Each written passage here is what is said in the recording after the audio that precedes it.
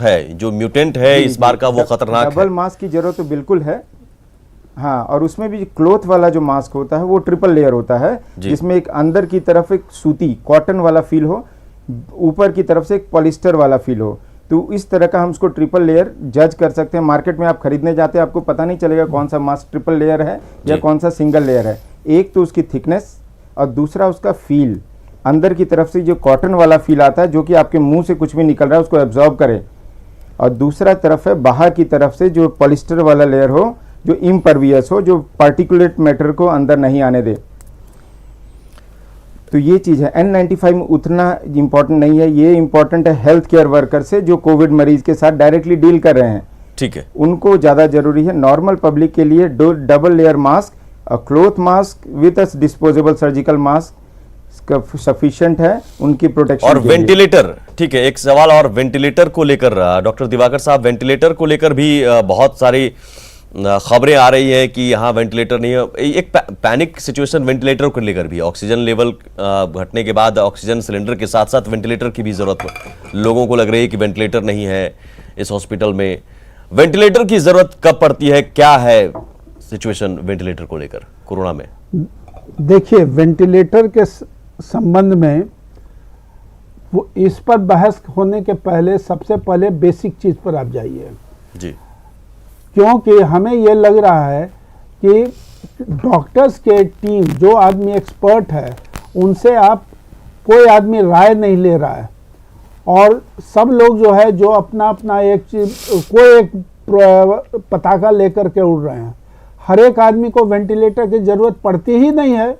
Ventilator की जरूरत तब न पड़ेगी जब आदमी सांस नहीं ले सकता है, और वो सिचुएशन बहुत ही रेयर है। और आदमी को ये जो है माने हेल्थ सिस्टम में जहाँ पर हॉस्पिटल है वहाँ पर इस चीज़ को उसके एक्सपर्ट्स वहाँ डॉक्टर हैं, और जो डॉक्टर उनके हेड हैं वो डिसाइड करेंगे कि कितने परसेंटेज लोगों को वेंटिलेटर की ज़रूरत है, उनको उनके लिए वेंटिलेटर पड़ेगा। अब जो आदमी नॉर्मली रेस्पिरेशन ले सकता है उसको वेंटिलेटर की कोई ज़रूरत नहीं है। और आपको हमने आंकड़ा कॉमन बताया कि हार्डली 5% लोग हैं जो सीरियस लेवल में जाते हैं जहां पर वेंटिलेटर की ज़रूरत पड़ती है। इसलिए ये जानना बहुत ही ज़रूरी है, और लोगों के बीच में इस चीज़ को माने ये मैसेज जाना चाहिए कि जैसे हमारे एक मित्र ने कहा कि ऑक्सीजन के लेवल में कि ऑक्सीजन सिलेंडर घर पर रख रहे हैं, ये तो बिल्कुल गलत है। आप उससे आपको भी नहीं काम दे रहा है, और जो मरीज को जरूरत है उसको नहीं मिल रहा है। बिल्कुल, तो ये होर्डिंग वाला सिस्टम नहीं होना चाहिए। डॉक्टर स्मृति, ठीक है, एक सवाल डॉक्टर स्मृति आपसे, ऑक्सीजन लेवल की बात अगर हो रही है, हमने आज खबर भी दिखाई, वो खबर हम दिखाते पहले हैं, उसके बाद हम सवाल लेंगे, समय कम है। हालांकि ये बाढ़ अनुमंडल से खबर आई है, पटना जिले के बाढ़ अनुमंडल में ऑक्सीजन की कोई कमी नहीं है, ऑक्सीजन मौजूद है, लेकिन यहाँ हैरानी करने वाले मामले सामने आ रहे हैं। यहाँ कोरोना मरीज को जितना ऑक्सीजन की जरूरत नहीं पड़ रही, उससे ज्यादा इमरजेंसी वार्ड में भर्ती मरीज ऑक्सीजन मांग कर रहे हैं, और डॉक्टर भी कह रहे हैं कि इसमें स्टडी की जरूरत है। जरा वो सुनिए, वहाँ जायजा लिया हमारे संवाददाता अनिरुद्ध ने और बात की उस डॉक्टर से, उस अस्पताल में क्या स्थिति है।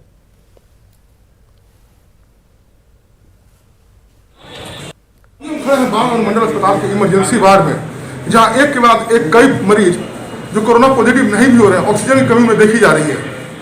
अनुमंडल अस्पताल के चिकित्सक हमारे साथ मौजूद हैं, जब इलाज कर रहे हैं, से जानते हैं कि आखिर अचानक इतना मरीज की संख्या कैसे बढ़ती जा रही है। जिनको पॉजिटिव भी नहीं आ रहा है उन्हें भी काफी ऑक्सीजन की जरूरत पड़ रही है, आखिर क्या कारण है, इनसे पूछते हैं। सर, क्या लग रहा है अचानक इतना पॉजिटिव नहीं आने के बाद भी? देखिए, अपर रेस्पिरेटरी चेस्ट और लोअर रेस्पिरेटरी चेस्ट इन्फेक्शन के केसेज भी ज़्यादा आ रहे हैं। तो एक तो ये बीमारी का सीजन है, दूसरा ये है कि पोस्ट वायरल डिजीज में इम्यूनिटी कमज़ोर हो जाती है, तो इससे भी बैक्टीरियल इन्फेक्शन का चांस बढ़ता है। तो अभी जो है ऑक्सीजन लेवल कम की मात्रा आ रही है, इस पर रिसर्च होना चाहिए, तब ये एग्जैक्ट कुछ तब कह सकते हैं जब इस पर स्टडी होगी, समझ गए। और मैं भी पिछले 24 साल में पहली बार ऐसा देख रहा हूँ कि जो कोरोना नेगेटिव है एंटीजन में, उनको रेस्पिरेटरी प्रॉब्लम भी बढ़ा हुआ। ऑक्सीजन लेवल 74, 75, 76, 56 तक मैंने देखा है, जबकि साइन सिम्टम उनको कुछ नहीं है, लेकिन ऑक्सीजन लेवल बहुत कम है। तो इस पे स्टडी होना चाहिए और जो एक्सपर्ट लोग तो हमारे यहाँ सर बताएंगे। अस्पताल में तो कोई ऑक्सीजन ये आपने सुना डॉक्टर स्मृति। जी जी इंस्ट्रूमेंट खराब होगा। कोविड वाले पेशेंट होंगे डायग्नोस ये डॉक्टर ही कह रहे हैं कि स्टडी नहीं, होनी चाहिए, ये उन्होंने एक 24 साल चीज- के करियर में ऐसा नहीं देखा।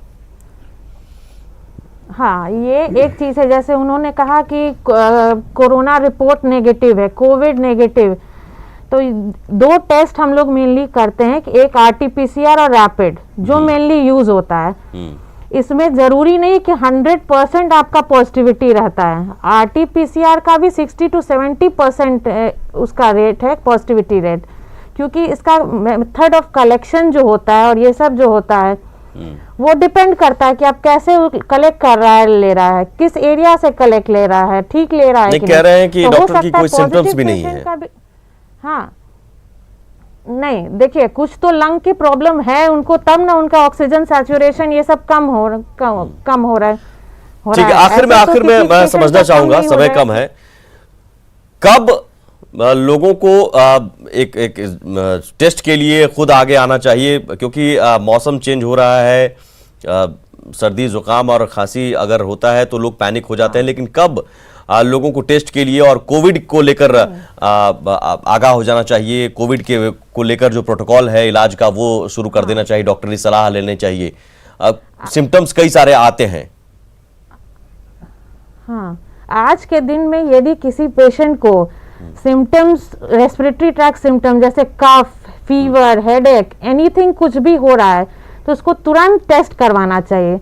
ठीक है। दूसरा, यदि कॉन्टैक्ट हिस्ट्री है उसके फैमिली में, फैमिली और एनी वर्किंग प्लेस में कोई यदि पॉजिटिव है, ठीक है, तो तुरंत उसको टेस्ट करवाना चाहिए ताकि वो स्प्रेड को रोक सके, फर्दर स्प्रेड को रोक सके। बिल्कुल टेस्ट जरूर करवाना चाहिए अगर इस तरह के इसलिए- सिम्टम्स आपको मिलते हैं तो। जरूरी नहीं कि वो कोविड हो, लेकिन टेस्ट कराने से कम आप खुद को भी समय रहते इलाज शुरू कर सकते हैं खुद का, और दूसरों को भी बचा सकते हैं संक्रमण से। बहुत शुक्रिया आप तीनों मेहमानों का, डॉक्टर दिवाकर साहब, डॉक्टर शील अवनीश, डॉक्टर स्पृहा स्मृति। ये जानकारियां और इन